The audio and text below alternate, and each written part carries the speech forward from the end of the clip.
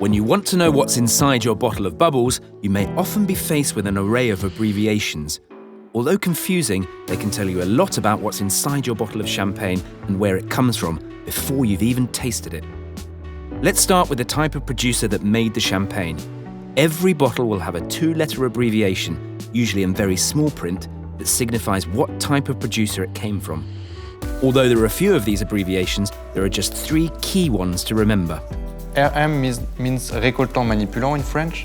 Récoltant manipulant means it's a winemaker who owns his own vineyard and makes only his wine from these vineyards. Otherwise known as grower champagnes, récoltant manipulant wines are made by smaller producers and display a lot of character. These growers are very much the backbone of the champagne industry, with the major houses buying the majority of their grapes from these growers to sustain their own production. NM is a bit different because NM producers have the possibility to buy grapes. NM producers can own land, vines, he can work and make his wine from it, but he can also buy grapes from other producers in Champagne. These are the major champagne houses. Though there are only a few hundred of these houses compared to the 15,000 growers in Champagne, they make up around 70% of total production and almost 90% of export. Within this group of champagne houses are the 24 Grand Marques, the big names that most people associate with champagne. And the last one is CM, it means coopérant manipulant.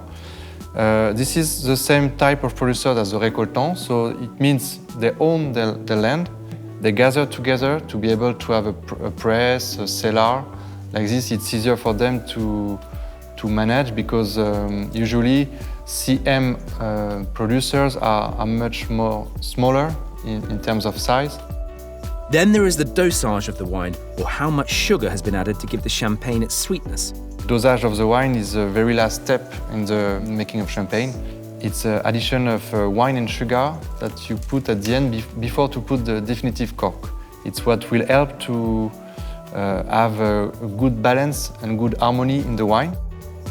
The most common dosage terms are brut, with no more than 12 grams of sugar, extra brut, with no more than 6 grams of sugar, brut nature or brut zero, where no sugar is added, and then there's demi-sec, with over 32 grams of sugar.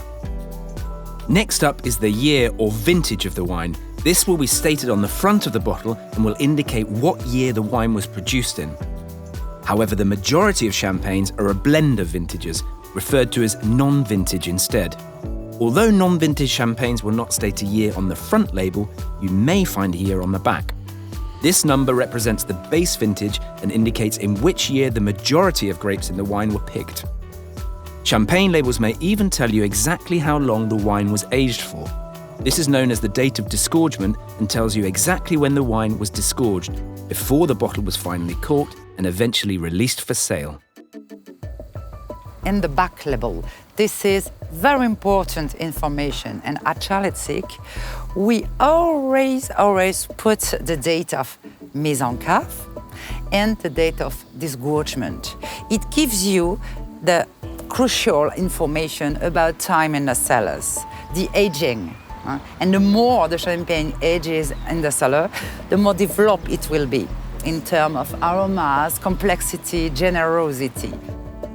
The vast majority of champagne is white, made from a blend of red and white grapes. However, you may see the term Blanc de Blanc, Blanc de Noir, or even Rosé on the label. All 3 denote a very particular style or blend of champagne. Blanc de Blanc means made with Chardonnay, which is the white grape. So Blanc de Blanc means white champagne made from exclusively white grapes. Blanc de Noir is the opposite and is made exclusively from black grapes. All grape juice is white though, and it's merely the skin of the grape that gives wine its colour. To make a Blanc de Noir, winemakers will press red grapes very quickly and remove the juice from the skin, ensuring the liquid stays white. This means that Blanc de Noir are not as easy to spot in the glass as one might think. As for Rosé, there are actually 2 ways to make it in Champagne. First, there's blending, which is adding red wine to an existing white wine base. And then there's saignée or bleeding, which is leaving the grape juice in contact with the red skins to extract the desired amount of colour. However, rarely will the method be stated on the label. Finally, there is a growing importance in the style of agricultural production in the wine and champagne industry. Organic and biodynamic farming practices are becoming ever more popular, with many winemakers aiming to use non-synthetic and more environmentally friendly substances. Vegan wines are also gaining a lot of popularity. Many wines use animal products like gelatin or egg whites as fining agents. These substances are able to soften and reduce bitterness in wine, as well as remove proteins that can cause a wine to be cloudy. However, vegan wines use alternatives, such as activated charcoal, removing the necessity for animal products. Look out for the EU symbol for organic or for the words biodynamic or vegan on the label to know if your wine follows these production methods. But even if wines abide by these rules, they won't always be labelled as such, so the best way to find out is to get to know individual producers.